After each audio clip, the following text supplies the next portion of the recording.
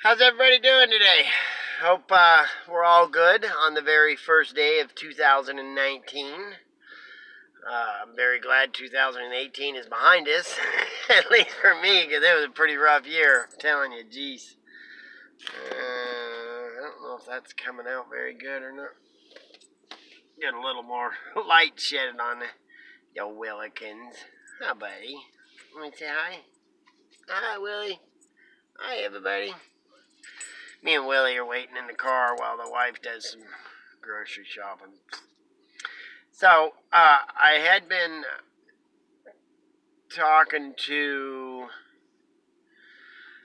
Dickard with Dave about having to stop doing the videos and whatnot. And like I said, I'm going to try to do story time and check in once in a while. Dave had a really, really good idea that we're going to... got a few more details to work out, but I think there's a way I can continue to do this, and basically it'll just be like a weekly upload, or maybe, upload 3 times a month and then do a live feed or something, kind of an update, see what's going on, and, if I find any roadside iron or anything like that. But I was watching one of David Haley's. If you guys haven't checked out his channel, he's a pretty funny guy. Really funny, actually. He's got a really good channel. Check him out. He's pretty cool. Anyway, so I made a comment. He gets stuck in the snow or something like that. And I made a comment about a deal that I'd been involved in. And he was like, man, that'd be a really good story time. So we probably better tell it. Anyways, I wasn't there when all of this happened. I just came in to help do the cleanup because it was pretty bad. The company I was working for had 3 or 4 sides. And they had this hook tender he was a drunk bad. Well, he'd went up on the weekend for whatever reason. Still don't know why. And there was, probably a foot and a half of snow. And the trucks had been driving on it, and it kind of melted, and then it turned off and got cold, and everything iced over really, really bad. Well, so he's on his way out in the crummy, and he gets to this right-hand corner that's supered, and the crummy just slides right off, goes down over the bank, 25, 30 feet, maybe a little less than that. So the watchman's trailer was just around the next corner, so he walks down to the watchman's trailer and gets him to take him back up to the yarder on his 4-wheeler, and when they had parked the equipment that weekend, for whatever reason, the stroke delimber got parked out the farthest, so he just jumps on it and starts tracking down the road. Now, it's quite a ways. It's like 6, 7, 8 miles, and he'd been drinking pretty heavy, and he got down there and then realized he didn't have a chain or anything to hook onto the crummy with. So he strokes all the way out as far as this thing will go and just grabs a hold of the tailgate with the knives, that you grab the logs with the knocks, and starts pulling this pickup back up the hill. Well, it's working, except for it's destroying the bed on the crummy. Well, he gets up there so far, and the front end hangs up on a rock or a stump or something, and he's, coming on a pretty good clip. Well, it hangs up. When it does, it sucks the stroker down over the bank of the road.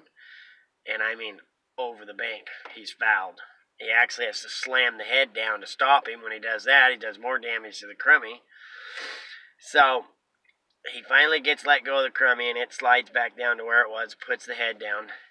The watchman's standing there the whole time. They jump back on the 4-wheeler and go up the road and get on the loader. This time he brings some chain with him. I'm prepared this time. So he goes down there and he hooks these chains to the stroker, and he's going to pull the stroker up on the bank and then get a hold of the crummy.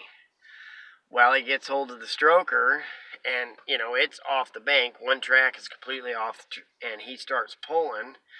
Well, remember, I said the road is supered like this a little bit, and the shovel starts sliding. Well, he can't put the boom down because the stroker's right there, And he had his track sideways instead of having him out in front of him. Well, he ends up sliding the shovel right up against the stroker. Now he can't turn, can't put the boom down, he can't do anything because the shovel's right up against the stroker. So he swings over just as far as he can go, which ends up turning into the cab of the stroker, and he sets the boom down, shuts everything off.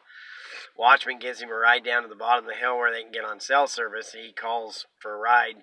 Never see him again. We were up the same road, but we turned off a little bit before, so I was going up to load trucks, and the guy that was running shovel yells at me on the radio and says, "Hey, you might want to come over here. I'm going to need some help." I'm like, "What's up?" And he's like, "Just come over here and check this out." So I pull up there, and I'm like, oh my God.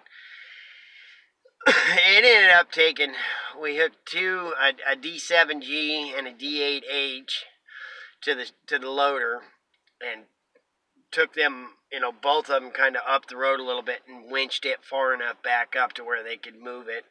Kept the winch line on it, and then, used the heel rack, got the tracks, because when it slid down, it kind of slid the tracks. Got the tracks back into the, sideways of the road, walked it up out of the way. And then we had to do the same with the stroker. Well, the stroker was down over the bank far enough that it was pretty bad. So we ended up going up to the yarder and getting some blocks and straps and hung them on trees above the road, and then ran a winch line up through them blocks and down to the stroker.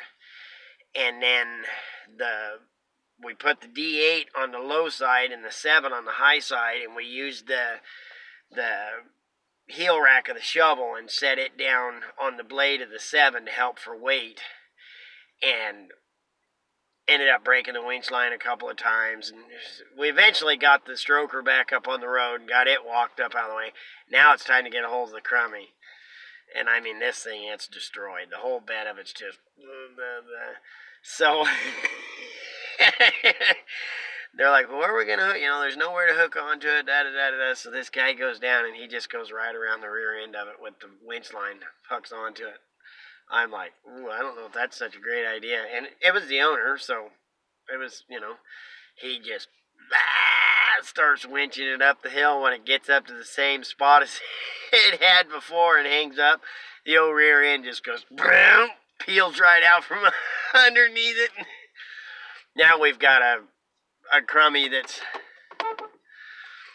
the rear end's ripped out from underneath it and all that. So the moral or the lesson today's story is, don't drink and drive. Stay safe, friends. Get logs.